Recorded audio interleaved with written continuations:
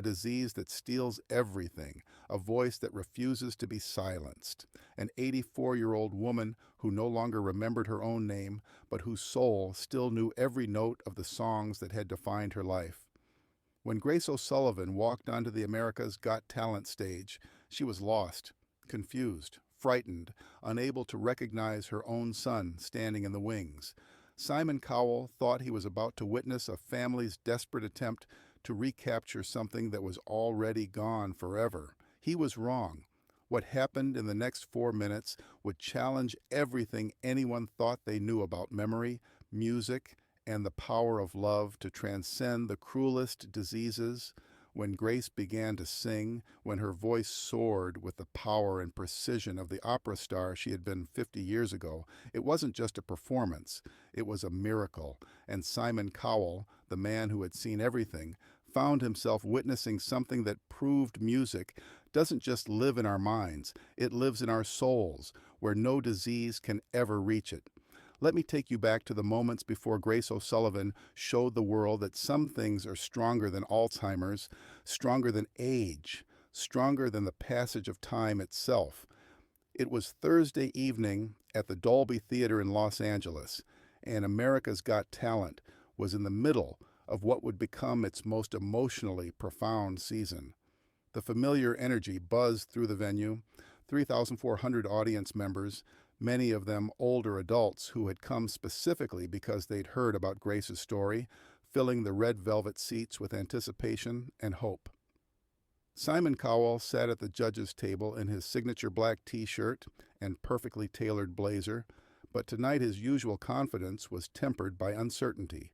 The producers had briefed him about this particular contestant, and he wasn't sure how to handle what was coming. Sofia Vergara was unusually quiet, having been moved to tears during the pre-show meeting about Grace's condition. Heidi Klum and Howie Mandel were both subdued, understanding that they were about to witness something that transcended normal competition parameters. Terry Crews, typically energetic, had adopted a more gentle demeanor for what everyone knew would be a delicate situation. The evening had already been emotional. A young cancer survivor had brought the house down, a veteran with PTSD had found healing through music, and a child who had aged out of foster care had reminded everyone about the power of hope. But what was about to happen would eclipse all of it. Backstage, Michael O'Sullivan knelt beside his mother's wheelchair, trying to explain for the 100th time where they were and what was about to happen. Grace O'Sullivan, once the most celebrated opera singer in Ireland and later a beloved voice teacher in Chicago, looked at her son with the polite confusion that had become her default expression over the past 2 years. "Who are you, dear?" she asked gently, her Irish accent still melodious despite the disease that had stolen so much else. "You seem very nice, but I don't think we've met." Michael's heart broke a little more, as it did every time she asked that question. At 55, he had become the caretaker for a woman who had once been the strongest person he knew, who had raised him as a single mother after his father died, who had taught him that music could heal any wound and overcome any obstacle. "I'm Michael, Mom. I'm your son," he said gently, as the doctors had taught him. "We're here because you're going to sing. You love to sing, remember?" Grace smiled politely, but blankly. "Sing? Oh, I don't think I know how to sing, dear. You must have me confused with someone else." The cruelty of Alzheimer's was that it didn't just steal memories, it stole identity, leaving behind a shell of the person who had once lived there. Grace had been diagnosed 3 years ago, and the progression had been swift and merciless. The woman who had once commanded opera stages across Europe now couldn't remember what she'd had for breakfast, couldn't recognize her own reflection, couldn't recall the voice that had defined her for over 60 years. But Michael had noticed something that the doctors couldn't explain. While Grace had forgotten everything else, his name, her address, what year it was, sometimes even how to eat, music remained. When he played her old recordings, something would flicker behind her eyes. When he hummed lullabies she used to sing to him, she would sometimes hum along. Music seemed to live in a part of her brain that the disease couldn't reach. "Grace O'Sullivan, called Maria, one of the production assistants, her voice unusually gentle. "It's time." Michael stood up and began pushing his mother's wheelchair toward the stage entrance. The producers had offered to have medical staff standing by, had suggested he might want to reconsider this decision, but this had been Grace's dying wish, expressed in one of her last lucid moments 6 months ago. "Michael," she had said, gripping his hand with surprising strength, "I want to sing one more time, on the big stage, like we used to dream about when you were little." Now, as they approached the stage, Grace looked around with the wide-eyed wonder of someone seeing everything for the first time. "This is a very grand place," she said softly. "Are we going to church? It feels like church." "Something like that, Mom," Michael replied, his voice thick with emotion. The plan was simple, as far as plans involving advanced Alzheimer's could be simple. Michael would help Grace to center stage, where a microphone stand had been positioned at exactly the right height for someone in a wheelchair. The accompanist would play Ave Maria, the song Grace had sung at her debut at the Dublin Opera House in 1962, the song she had taught to hundreds of students over her 40-year teaching career, the song that had been the soundtrack to the most important moments of her life. If she remembered the words, if the music could reach whatever part of her was still Grace O'Sullivan, she would sing. If not, they would help her off stage as gently as possible and try to preserve whatever dignity remained. Terry Crew's voice carried across the theater with unusual tenderness. "Ladies and gentlemen, please welcome Grace O'Sullivan." The curtain rose, and Michael began pushing his mother's wheelchair onto the stage. The audience's reaction was immediate and complex. The applause was warm but cautious, as thousands of people tried to process what they were seeing. Grace looked tiny in her wheelchair, elegant in the navy blue dress that Michael had chosen because it was similar to one she'd worn for her Carnegie Hall debut decades ago, but clearly lost and confused. Simon leaned forward, his expression uncertain. He had judged thousands of performers, but he had never been in a situation quite like this. How do you judge someone who might not even understand where they are? "Good evening," Terry said gently, approaching the wheelchair with the careful respect one would show to visiting royalty. Grace looked up at him with polite confusion. "Good evening, young man. This is a lovely theater. Are we here for a concert?" "Yes, ma'am, we are," Terry replied kindly. "What's your name?" Grace paused, her brow furrowing with the effort of trying to remember something that should have been automatic. I'm not quite sure, dear. I seem to have misplaced it somewhere." The audience fell silent, the reality of Grace's condition becoming clear to everyone watching. This is my mother, Grace O'Sullivan," Michael said, stepping forward from behind the wheelchair. "She's 84 years old, and she has Alzheimer's disease." A murmur of sympathy rippled through the audience, but Michael held up a hand gently. "But for 60 years, she was one of the most beautiful voices in opera. She taught music, she changed lives, she believed that song could heal anything. And we're here tonight because, even though she doesn't remember much anymore, we believe the music is still in there somewhere." Simon found himself leaning forward even more, beginning to understand the magnitude of what he was about to witness, either a beautiful tribute to a life in music or a heartbreaking reminder of what disease can steal from us. "What are you going to sing for us tonight, Grace?" Terry asked gently. Grace looked confused, then turned to Michael. "I'm sorry, dear, but I don't think I know how to sing. You must have me confused with someone else." Michael knelt beside his mother's wheelchair, taking her hand in his. "Mom, when I was little, what did you sing to me when I couldn't sleep?" Grace looked at him blankly for a moment, then something flickered in her eyes. Not recognition exactly, but something deeper. There was a song, a beautiful song about Mary." "Ave Maria," Michael whispered. "Yes," Grace said softly, and for just a moment her voice carried an echo of the authority it had once held. "Ave Maria." The accompanist, positioned at the grand piano that had been brought on stage, looked to Simon for confirmation. This was uncharted territory for everyone involved. Simon nodded slowly. Whatever was about to happen, Grace deserved the chance to try. The opening notes of Ave Maria began to fill the theater, played gently, invitingly, giving Grace time to find her way into the music if she could. For a long moment, Grace sat silently in her wheelchair, looking confused and lost. The music played around her, but she seemed not to hear it. Michael stood beside her, his hand on her shoulder, his heart breaking as he wondered if this had all been a terrible mistake. Then something extraordinary happened. Grace's eyes closed and her breathing changed. Her posture shifted subtly, her shoulders straightening despite her age. And when she opened her mouth, what came out was not the voice of an 84-year-old woman lost in the fog of Alzheimer's. It was the voice of Grace O'Sullivan, opera singer, pure, powerful, technically perfect, emotionally devastating. Ave Maria, gratia plena. The effect on the theater was immediate and profound. 3,400 people drew breath simultaneously, not just at the unexpected beauty of her voice, but at the transformation they were witnessing. This was not the confused, frail woman who had been wheeled onto the stage minutes earlier. This was an artist in full command of her instrument, singing with the skill and passion that had defined her professional life. Simon's mouth fell open.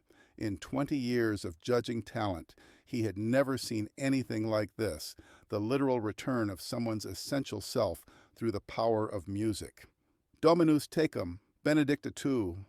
Grace's voice soared through the theater with impossible clarity and power. Every note was placed perfectly, every phrase shaped with the expertise of someone who had spent a lifetime perfecting her craft. But more than technical skill, there was emotion in her voice that seemed to come from someplace eternal, someplace that disease could never touch. The audience was transfixed. Many people were openly crying, not from pity or sympathy, but from the sheer beauty of what they were hearing. In the wings, Michael was sobbing, watching his mother return to herself through the miracle of music. Sancta Maria, Mater Dei. As Grace continued to sing, something remarkable was happening. Her body language had completely transformed. She sat straighter in her wheelchair. Her hands moved with the unconscious grace of a trained performer. Her face radiated the confidence and joy of someone doing exactly what they were born to do. Simon was no longer judging a performance. He was witnessing a resurrection. The woman singing was not someone diminished by disease, but someone revealed in her truest form through the power of music. Ora pro nobis peccatoribus. The Latin words flowed from Grace's lips with perfect pronunciation and understanding, her decades of training overriding whatever damage the disease had done to other parts of her brain. This was muscle memory deeper than consciousness, soul memory that existed below the level of ordinary recall. Sophia was crying openly, her hands pressed to her heart. Heidi was staring in amazement, clearly moved beyond words. Howie was unusually still, understanding that he was witnessing something that transcended entertainment. Nunc et in hora mortis nostrae. As Grace approached the climactic final phrase, her voice seemed to grow even stronger, even more pure. She was no longer an elderly woman with a devastating disease performing for a television show. She was every performance she had ever given, every student she had ever taught, every moment when music had proved itself stronger than any obstacle life could present. Amen.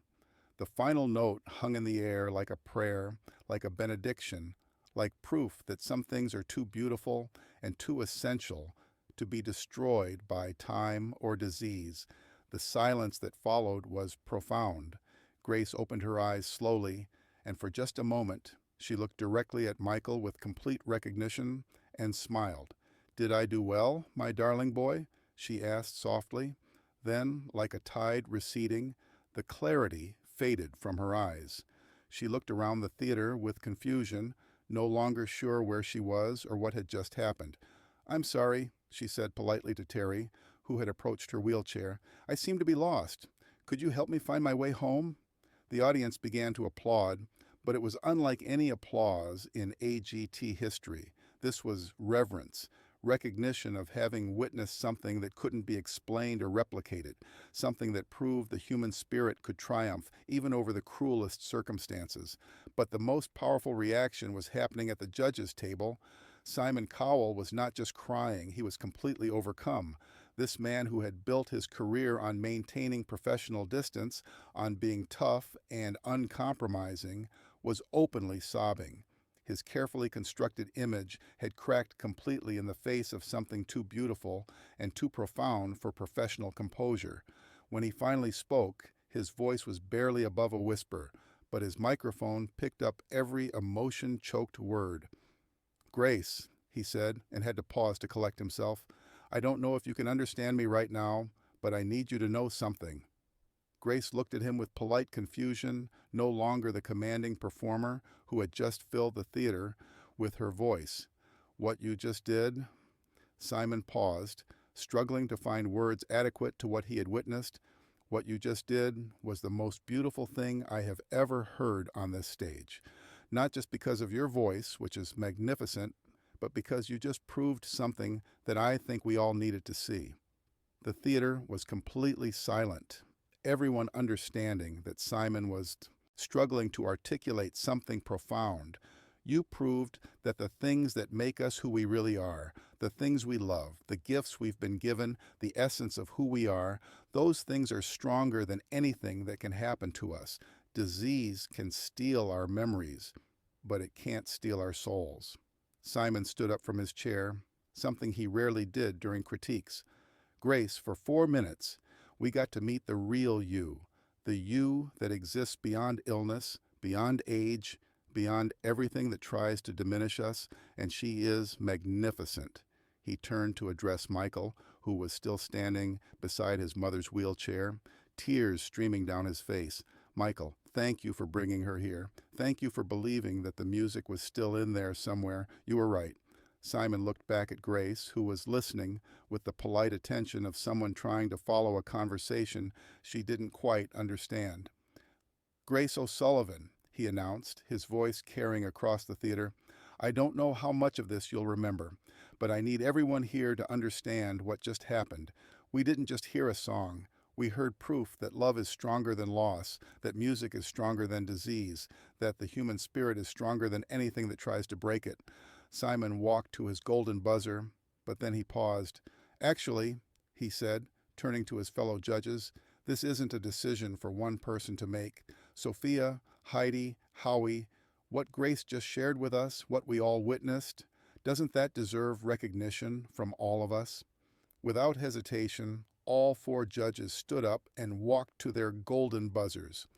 "Grace O'Sullivan," Simon announced, "you have just received something that has never been given before, a unanimous golden buzzer, because what you just shared with us was so beautiful, so powerful, so important that it transcends competition." All 4 judges pressed their buzzers simultaneously. Golden confetti exploded from the ceiling, but this time it felt different. This wasn't celebration. This was benediction. It was recognition of something sacred, something that proved the power of music to connect us across time, across illness, across every barrier that tries to separate us from our truest selves. Through all the falling gold, the cameras captured the moment that would be replayed millions of times. Grace, sitting in her wheelchair, looking confused but peaceful, surrounded by the evidence of a performance she no longer remembered giving, while her son knelt beside her, holding her hand and whispering, "You were perfect, Mom. You were absolutely perfect." Terry Crews approached the family with tears in his own eyes. "Ladies and gentlemen, Grace O'Sullivan, proving that some things are too beautiful to be forgotten, but perhaps the most meaningful moment came as the immediate celebration calmed. Grace looked up at Michael with sudden clarity and asked, "Did I make you proud, sweetheart?" "Every day of my life, Mom," Michael replied. "Every single day." 3 months later, Grace O'Sullivan's condition had progressed to the point where she could no longer speak coherently. But the video of her AGT performance had been viewed over 2 billion times worldwide, becoming the most watched talent show performance in internet history. More importantly, Grace's story sparked a global conversation about Alzheimer's disease, the power of music therapy, and the importance of seeing people as more than their diagnoses. Music therapy programs and memory care facilities reported unprecedented increases in funding and support. The Grace O'Sullivan Foundation, established by Simon Cowell in partnership with Michael, now provides music therapy programs to Alzheimer's patients worldwide. The foundation's motto, taken from something Grace said in one of her last lucid moments, is simple: the music remembers even when we forget. 6 months after her AGT appearance, Grace passed away peacefully in her sleep. But her funeral was unlike any other. It was attended by hundreds of people whose lives had been touched by her 4-minute performance, by her proof that some things transcend disease and death. Michael spoke at the service, his voice strong despite his grief. My mother taught me that music doesn't live in our minds.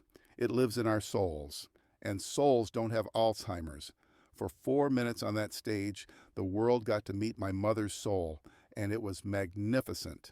Simon Cowell attended the funeral, and what he said in his eulogy would be quoted in discussions about aging, dignity, and the power of art for years to come.